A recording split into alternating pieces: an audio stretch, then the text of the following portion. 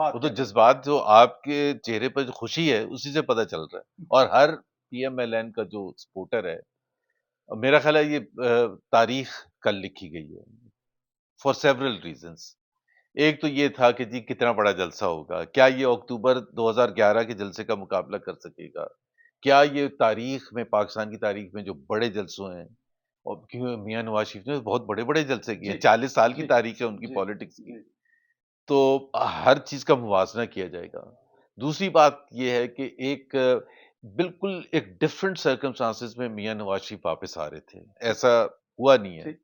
और जो भी पिछले 6-7 साल की कहानी है, जिसमें ज़ुल्म भी हुआ और केसेस भी बने, डिस्क्वालिफ़िकेशन भी हुई और मुश्किल तरीन वक़्त उन्होंने देखा, उनकी बेटी ने देखा, उनके ख़ानदान ने देखा, उनके भाई ने, भांजे ने उनके लीडर्स ने तो वो तमाम चीज़ें जो थी ना इस पर वो उस वक़्त ये सारा चीज़ें एक वेइ इन कर रही थी कि जी पीएमएलएन कैसे रिएक्ट करेगा, उसका वर्कर कैसे रिएक्ट करेगा? क्या मियाँ नवाज़ शरीफ वाक़ई इतने बड़े लीडर हैं कि जी उनके लिए लोग इस तरह से बाहर निकलेंगे हर शहर से पेशावर से कराची तक और फिर आज़ाद कश्मीर और गिलगित-बल्तिस्तान से। सो ये एक बड़ी चीज़ थी और फिर एक हम स्टेटमेंट देना चाहते थे। स्टेटमेंट बड़ा इम्पोर्टेंट था। पूरा पाकिस्तान मीडिया तो ज़ाहिर है देख रहा होगा, पाकिस्तान के डिफरेंट स्टेक होल्डर्स देख रहे होंगे, ये हमें पता था। इसके बेसिस पर वो असेसमेंट किया जाएगा आइंदा आने वाले हफ्तों और महीनों में क्या होगा पाकिस्तान की सियासत के हवाले से। और पूरी इंटरनेशनल कम्युनिटी, इंटरनेशनल मीडिया मौजूद था, वो देख रहा होगा। और इवन जो उनके नाक़दीन हैं, जो शदीद मुखालिफ हैं, उनके लिए भी तो बड़ा इंटरेस्ट था कि जी, वो उनकी ख़्वाहिश ज़ाहिर है थी कि बुरे तरीके से फ़ेल हो जाए और स्टोरी बना सकें, देखें जी बड़ी खाली जगहें थी और ये था, वो था। सो वो तमाम चीज़ें जो थी ना, बड़ा चैलेंज था और ये इतना कामयाब जलसा था और इसकी जो अगर मैं नंबर 1 किसी को कंट्रीब्यूटर है, इसमें नंबर 1 तो मरियम नवाज़ शरीफ है। बिल्कुल ठीक। I think she led it मैं 11 साल इस पार्टी में हो गए हैं और मैंने बहुत जलसे भी अटेंड किए हैं और आपको पता है जब मरियम नवाज शरीफ 3.5 साल थे, जब हम ऑपोज़िशन में थे और जब पार्टी के ऊपर शदीद दबाव था और जलसा करना तो बहुत मुश्किल काम टिकर नहीं चलता था मरियम नवाज़ का। तो वो भी बड़े-बड़े जलसे मैंने देखे हैं, रात के 3-3 बजे, 4-4 बजे, 5-5 बजे तक जलसे होते थे। तो वो भी बड़े जलसे होते थे। और मुश्किल हालात में होते थे। तो ये तो अब मुश्किल हालात हालाँकि वो कहते हैं कि एडमिनिस्ट्रेशन आपके साथ थी, एडमिनिस्ट्रेशन हमारे साथ नहीं थी, हमारी मुखालिफ नहीं थी। बिल्कुल ठीक। भाई उस एडमिनिस्ट्रेशन न्यूट्रल थी। भाई न्यूट्रल केयरटेकर का काम क्या है? केयरटेकर ठीक, का इलेक्शन एन्श्योर करना है, फ्री एंड फेयर। ठीक। उसके लिए चाहे हम जलसा करना चाहें, कोई और मुखालिफ पार्टी जलसा करना चाहे, बल्कि आज में से कोई कह रहा था कि जी वो पीपल्स पार्टी वाले बड़ा वो कर रहे हैं कि जी इनका तो बड़ा फैसिलिटेट किया था। तो मैंने कहा उनको अगर लाहौर में जलसा करना है, मीनार-ए-पाकिस्तान में मैं रिस्पॉन्सिबिलिटी लेता हूँ कि पंजाब की हुकूमत को और जो भी उनके साथ हैं, जहाँ जो पुलिस है, दूसरे लोग हैं, मैं इंश्योर करूँगा कि उनको जो वो फैसिलिटी कह रहे हैं, भई आप बैनर लगाना चाहते हैं, बैनर भी लगेंगे, ठीक, झंडे लाना चाहते हैं, झंडे, ठीक। कुर्सियाँ जितनी लगानी है कुर्सियाँ, लेकिन वो भरना भी तो चाहिए ना, बिल्कुल ठीक। उसके लिए सो जेन्युइनली इतना मैंने जोश-ओ-खरोश कभी नहीं देखा 11 साल में जितना कल और उससे पहले चंद दिन जो हफ्तों में जो तैयारी थी, उसमें लोग देखा है। कह रहे हैं कि एक तो कराची वाले अगर सिंध में जलसा होगा पाकिस्तान पीपल्स पार्टी का तो शायद उन पर भी यही इल्ज़ाम लगे कि वहाँ की लोकल उनको हेल्प कर रही है। तो ये तो मेरे ख़्याल में एक सियासी बात है, लेकिन लोग ये भी कह रहे हैं कि पीडीएम पूरी वो नहीं काम कर सकी जो अकेला नवाज़ शरीफ का नाम काम कर गया। सर ये तो हो गई क्रेडिट लेकिन देखिए। मैं इसका जवाब एक तो दे जी दूँ, सर। नवाज़ शरीफ बहुत बड़ा लीडर है। जी, ये हमें भी पता है, हम कोई पीएमएलएन वाला इससे घबराता नहीं है कहने से कि वोट नवाज़ शरीफ का है। ठीक। मैं आपको बताऊँ कि वो जो आपने भी एक दफ़ा आज़ाद कश्मीर में आप आए जी, थे बिल्कुल, जलसे और बिल्कुल। भी आपने मुज़फ़्फ़राबाद, जलसे अटेंड मुज़फ़्फ़राबाद। किए थे। नवाज़ शरीफ के मुकाबले का कोई लीडर नहीं है ठीक। और इसमें इवन शहबाज शरीफ भी ये एक्सेप्ट करते हैं, हर एक ये एक्सेप्ट करता है कि वो इतना बड़ा लीडर है और ये बड़ी तारीखी बात है कि 40 साल से ज़्यादा अपनी पॉपुलैरिटी को उस अरूज पर रखना। तो इसका मतलब कुछ तो किया होगा ना कि अवाम को अगर इतनी मोहब्बत है, हम सांगड़ गए, हम हाला गए, हम कराची के कोने-कोने में गए, मीरपुर खास गए, हर जगह गए और मुझे पता है कि पिंडी में क्या हो रहा था, इस्लामाबाद और पेशावर और लाहौर और मतलब नवाज़ शरीफ के नाम के साथ लोगों की इतनी मोहब्बत है, तो वो ही he is over and above, वो जो आपने कहा ना पीडीएम सारी मिला के उनसे ऊपर है। ऊपर है, बिल्कुल जी। ठीक है। सर ये तो सारा कुछ हो गया तो जो आप जी। बता रहे हैं आप, ज़रा उससे पहले के 2-4 दिन की दिल की फीलिंग की अपने जो लीडरों के साथ, दोस्तों के साथ बैठते थे, इंतज़ामिया के साथ बैठते थे, क्या फीलिंग होती थी? कोई हल्का-फुल्का सा होता था कि यार किधर कोई कम उल्टा-पुल्टा ना हो नहीं, जाए? हमें सिर्फ एक एक देखिए बिल्कुल क्लियरली अंदाजा था जिस तरह से तैयारी हो रही थी जी, और जिस तरह से मॉनिटर कर रही थी जी, मरियम नवाज शरीफ। मतलब एक-एक जगह का प्लान जो होता था दूसरे दिन का, कि पिंडी में जलसा कब है, कौन आ रहा है, क्या तैयारी है, बैनर्स लगे हैं, नहीं लगे हैं, कुर्सियाँ लगी हैं, नहीं लगी हैं। तो हर चीज़ के टीवी कवरेज है, नहीं है, सोशल मीडिया कवरेज। सबसे ज़्यादा जो मैं कहता हूँ हमारे बहादुर सिपाही हैं ना पीएमएलएन के, जिसमें आप जैसे लोग भी हैं, जो सोशल मीडिया ने जितना मेहनत की है, बिकॉज़ आपको हाइप क्रिएट करना जी, पड़ता है ना। ये कोई चीज़ें ऐसी नहीं हो जाती कि जी खुद ब खुद हो रही हैं। उसका हाइप क्रिएट करना पड़ता है। इलेक्ट्रॉनिक मीडिया पर तो हमारा बस नहीं चलता।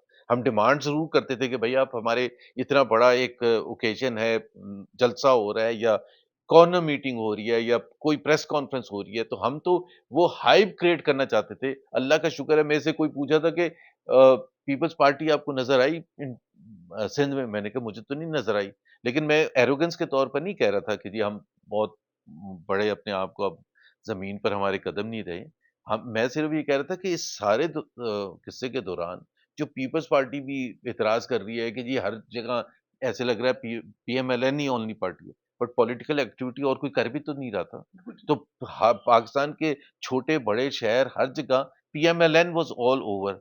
तो ज़ाहिर-सी बात है वही चीज़ टीवी वाले रिफ्लेक्ट करेंगे। अब वो इलेक्शन कल वो हो गया, जलसा हो गया, अब उसके एनालिसिस हो रही है। आपको पता है टॉक शोज़ और सब कुछ होंगे जिसमें एनालाइज़ किया जाएगा। अल्लाह का शुक्र है कि जो हमारे नाक़दीन भी थे, उन्होंने भी तस्लीम किया कि हाँ, ये बहुत बड़ा जलसा था। बहुत बड़ा जलसा अब था। वो मैं उसमें नंबर्स में नहीं जाता, इसलिए नहीं जा एक तो मैं मुझे समझ नहीं है। जलसा बड़ा नज़र आ जाता है, छोटा जलसा नज़र आ जाता है। जी, ये एक जो आपकी आँख देखती है, वो सब कुछ बता देती है।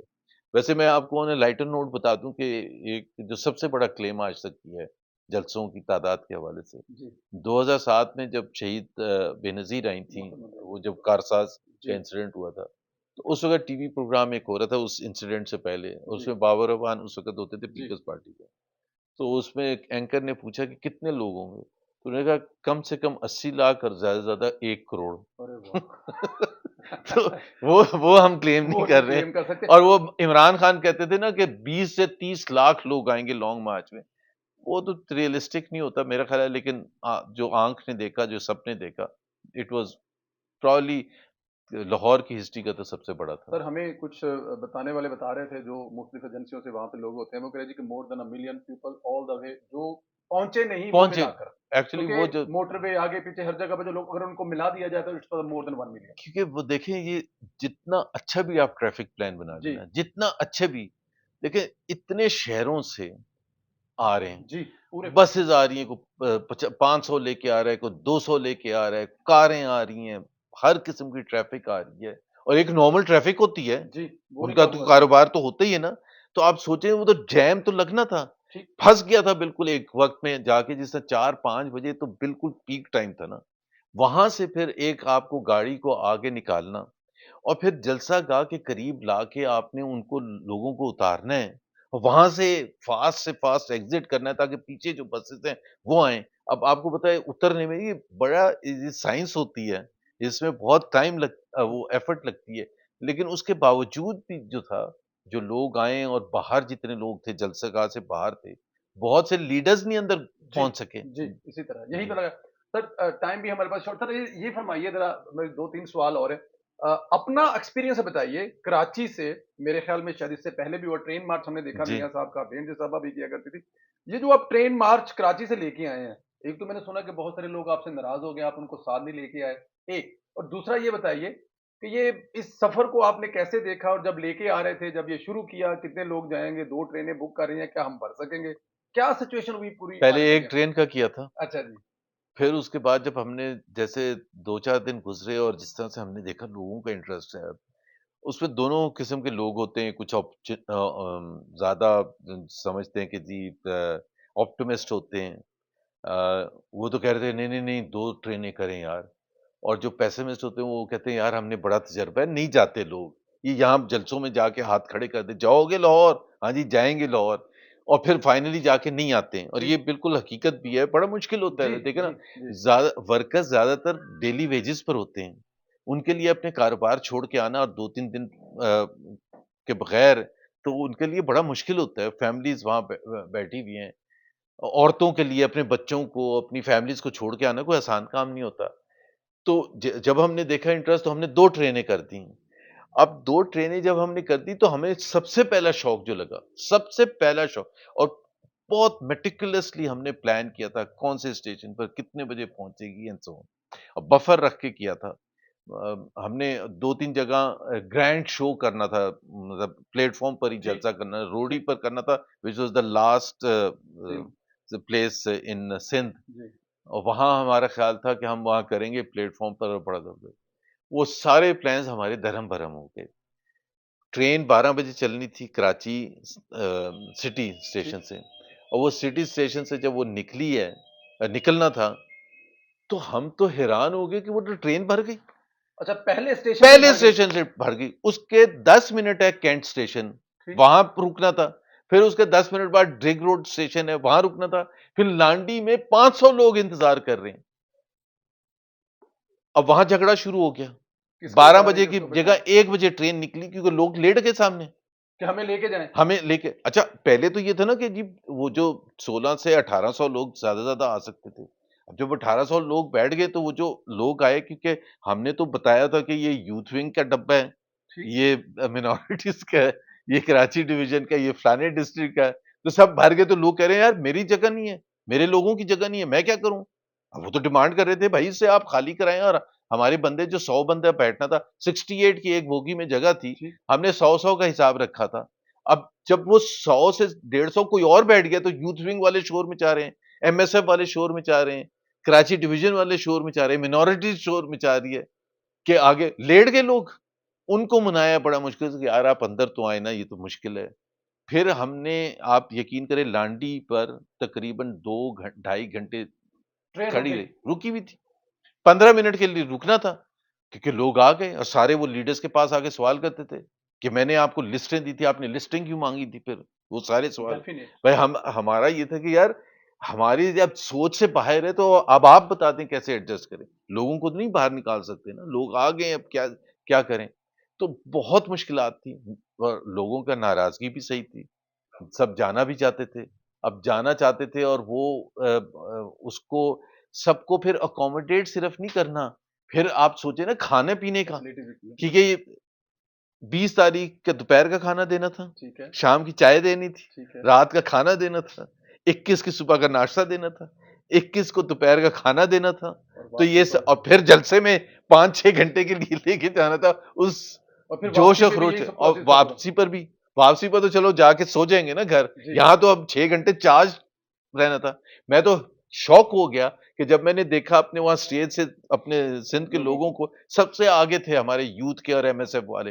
वो थ्रू आउट, आप यकीन करें, 4 घंटे से ज़्यादा मुसलसल डांस कर रहे थे, नारेबाज़ी कर रहे थे, और वो जोश-ओ-खरोश था जैसे ये 2 दिन रेस्ट करके आए हैं।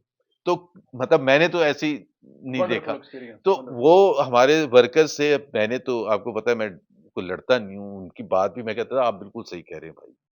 अगर आप मेरे यहाँ से मैं निकल जाऊँ और आप उसकी जगह आ जाएँ तो मुझे इससे ज़्यादा खुशी नहीं होगी। लेकिन मसला ये ना, आप बताएँ ना इसका हल। हमने ऑफ़र भी किया कि हम आपको पैसे दे देते हैं, आप बसेस लेके आ जाएँ। तो अब वो फिर हमने जो अरेंज किया था ना, वो बेस्ट अरेंजमेंट था कि हम ट्रेन से आएँगे और ट्रेन में ही लोग सोएँगे, ट्रेन में ही रेस्ट करेंगे। उनका अल्टरनेट अरेंजमेंट ठीक, करने की ज़रूरत नहीं थी। ठीक। तो और उसी में वापस जाना था। कल रात मेरे ख़्याल है 1 बजे वो चली है यहाँ से वापस वापसी जाने के के लिए। लिए। अच्छा सर, जी, छोटे-छोटे 2 सवाल हैं। एक जी, तो मुझे ज़रा मियाँ साहब की तकरीर के बारे में बताएँ। कल उन्होंने कहा ये जा रहा है जो फाख्ता बिठाई है वो पहले उसको कुछ सिखाया होगा, तुम मियाँ साहब की जगह बैठ जाना है, नॉर्मल तो जानवर ऐसे नहीं आते। अमन का पैगाम दिया है। उन्होंने जी, फरमाया कि हमारा बयानिया जो है वो कराची की ग्रीन लाइन है, लाहौर का। उन्होंने अपने मंसूबे बनाए। तो मियाँ साहब की जो पूरी तकरीर है, इसको मतलब आप कहा जा रहा है कि पाकिस्तान की बेहतरीन टीमों में से तकरीर है। कुछ इसमें रह तो नहीं गया कोई ऐसी देखिए, चीज़? 2 चीज़ें बड़ी फंडामेंटल थी जो बताना ज़रूरी है। जी, उन्होंने अपने अल्फाज में बताया था, लेकिन जिस्ट जो था, जिस्ट एक तो था कि उनकी तरजीहात जो होंगी, उसमें पाकिस्तान का आम शहरी है। ठीक, उसके इर्द-गिर्द तमाम पॉलिसीज़ बनेंगी। उसके जो मसाइल हैं, उसके जो इकोनॉमिक चैलेंजेज़ हैं, बेरोज़गारी, गुर्बत, महँगाई और दूसरी जितनी चीज़ें हैं, और उसके लिए वो तमाम एफ़र्ट करेंगे और उनकी टीम करेगी। एक तो ये फंडामेंटल था। दूसरी चीज़ उसको अचीव करने के लिए जो लोग नोट नहीं करते, which separates Mian Nawaz Sharif from the rest of the political leaders, जो उन्होंने दोहराया, जो कि बड़ा इंपॉर्टेंट था, कि हमें अपने हमसायों के साथ अमन के साथ रहना है। बिल्कुल ठीक। और उन्होंने ये कहा कि कोई मुल्क तरक्की नहीं कर सकता जब तक आप अपने हमसायों के साथ अमन के साथ ना रहें। और उनके पीछे उनके रिजल्ट है 99 में, जिस तरह से वो वाजपेयी साहब को लेके आए थे। क्योंकि ये वैसे मैं वज़ाहत के तौर पर कहता हूँ कि कोई ब्लॉक देख लें आप यूरोपियन यूनियन देख लें, इट्स अ ट्रेडिंग ब्लॉक ना। ठीक, बिल्कुल ठीक, वो राइट। मुल्क जो कि 200-300 साल से लड़-लड़ के एक दूसरे के खिलाफ, फ्रांस और जर्मनी है, फ्रांस और इंग्लैंड है। वो सेकंड वर्ल्ड वॉर के बाद उनको होश आ गया ना, कि अगर आपको अवाम का ख़्याल है, जो रूलर्स हैं, तो उसके लिए आपको अमन से रहना है और अपने हमसायों के साथ ट्रेड करना है। वही बेनिफिट्स लेके आता है। That is one of the major components. आपको बड़के मारने से और एक हालात खराब रखने से तरक्की नहीं आती है। ठीक, एक तो वैसे ही आपका, सो एक तो वो उनका बड़ा क्लियर पैगाम था। दूसरा उनका तीसरा जो एस्पेक्ट था, जो बड़ा इम्पोर्टेंट था, कि वो what he has suffered, what his family has suffered, जो पार्टी ने सफ़र किया है, और जिसके साथ तीसरी दफ़ा हो रहा हो, मतलब पहली दफ़ा 93 में काकड़ फ़ॉर्मूला हुआ, निकाल दिया, 99 में मिलिट्री इंटरवेंशन हुई, निकाल दिया, और जेल गए, एक्साइल गए उस वक़्त भी, फिर 2013 2014 में धरना हो गया, 2016 में फिर डॉन लीक्स पहले हो गया, फिर पनामा हो गया, मतलब इतना प्रेशर में रखा, और फिर डिस्क्वालिफ़िकेशन होगी, फिर पार्टी का ओहदा नहीं रख सकते, फिर पार्टी में तोड़-फोड़, डराना, धमकाना, केसेस, पता नहीं क्या-क्या।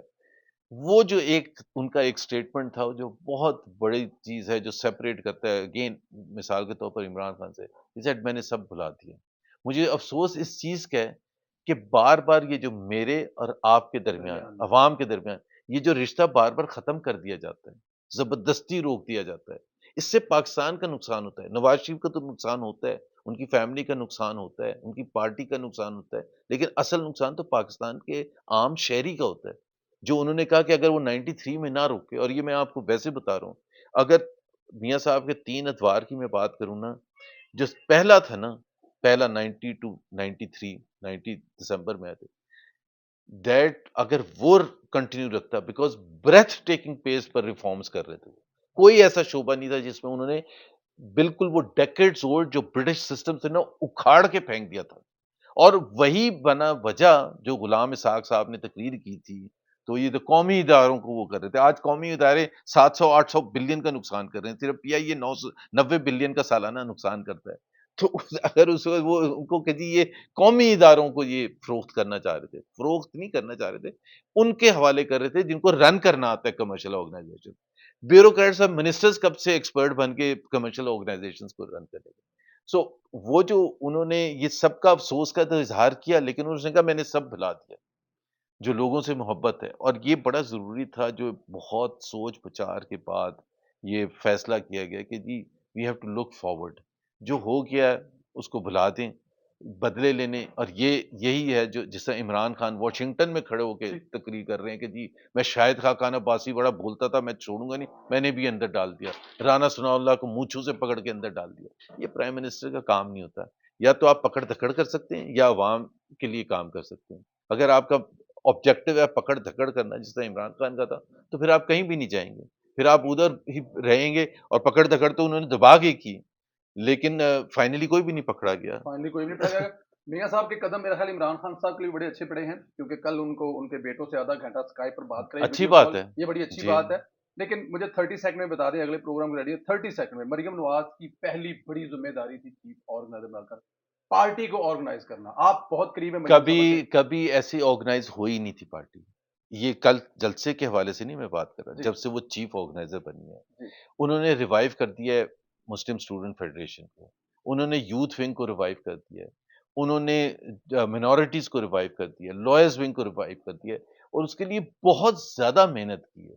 वो अपॉइंट किए वो लोग जो कि जाले हैं, नाम नहीं है सिर्फ, मतलब जिस तरह हिना भट्ट है, जिस तरह वो किरमानी है, यंग लड़का है, ऐसे लोगों को जो कि जाएँ अवाम में और जाके बैठ जाएँ, मेहनत करें, मैसेज पहुँचाएँ, कनेक्ट करें उनके साथ।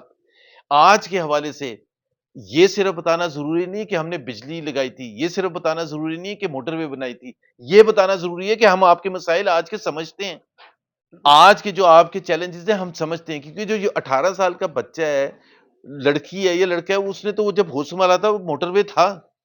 वो कौन से कोई टूटी हुई सड़कों पर जा रहा था या जा रही थी। तो वो तो कहते हैं आगे आप क्या करेंगे? हमारी तालीम के लिए, हमारे सेहत के लिए, हमारी जो ये महँगाई है उसके लिए क्या करेंगे? गुर्बत को कैसे कम करेंगे? बेरोज़गारी को कैसे कम करेंगे? साफ़ पीने का पानी कैसे लाएँगे? And that is why we understand, we realise कि इस दफ़ा जितना बड़ा चैलेंज है, कभी भी नहीं था। ये मैं आपको फैक्ट बता बिल्कुल दूँ। ठीक। क्योंकि ये वो चीज़ें हैं जो कि अवाम एक्सपेक्ट कर रहे हैं। और इस वजह से हमारा जो इस वक़्त इकोनॉमिक प्लान आएगा that will be reform based economic plan. बिल्कुल वो ठीक। सबसे हट के होगा। हमें अपनी रिस्पॉन्सिबिलिटीज़ का एहसास है कि अवाम क्या एक्सपेक्ट कर रहे हैं। क्या हम जब 2028-29 में जब छोड़ के जाएँगे, तो हम ये कह सकेंगे कि हमने पाकिस्तान को एक फंडामेंटली चेंज कर दिया। फंडामेंटली चेंज कर दिया। और वो फंडामेंटल चेंज लोग महसूस करें, हमें बताने की ज़रूरत यस, नहीं होगी। तो चाहे वो तालीम के हवाले से हो, चाहे वो वुमेन एम्पावरमेंट के हवाले से हो, पॉपुलेशन कंट्रोल के हवाले से हो, चाहे वो आपके एजुकेशन सिस्टम जो हमारा बदहाल है, या हमारी जो सेहत का निज़ाम है जो बदहाल है, या ये कचहरी और थाने का सिस्टम है, उसके आम इंसान के लिए क्या बेनिफिट्स होने चाहिए। जुडिशियल सिस्टम है, जो लोग ज़ाहिर है कोई भी नहीं बिलीव करता, मतलब हमारे तो हमने सबने फेस भी किया और आम आम पाकिस्तानी फेस करता है उस सारे नाक़िस जुडिशियल बिहेवियर से। इस तमाम जो एस्पेक्ट्स है ना, along with the main issues of about ये जो आपके इकोनॉमी के हैं, ये सारी रिस्पॉन्सिबिलिटी है, कभी इतनी रिस्पॉन्सिबिलिटी नहीं थी। क्योंकि Pakistan is at a stage जहाँ मेक और ब्रेक है, कि इस वक़्त अगर हमने वो बड़े फैसले ना किए और पाकिस्तान को फंडामेंटली सही राह पर नहीं लगाया, तो बहुत ज़्यादा आप हर दफ़ा ये नहीं कर सकते कि हर हुकूमत आई वो आईएमएफ के पास भाग जाए और उससे कुछ डोल आउट और फिर दोस्त ममालिक के पास ठीक। पहुँच जाए। वो भी हँसते हैं, वो भी कहते हैं यार अपने आप को पहले ठीक कर लो, या टैक्स का निज़ाम ठीक कर लो, बिजली का निज़ाम सही कर लो, क्यों है इतनी महँगी बिजली? क्यों लोग इतनी लूट-खसूट कर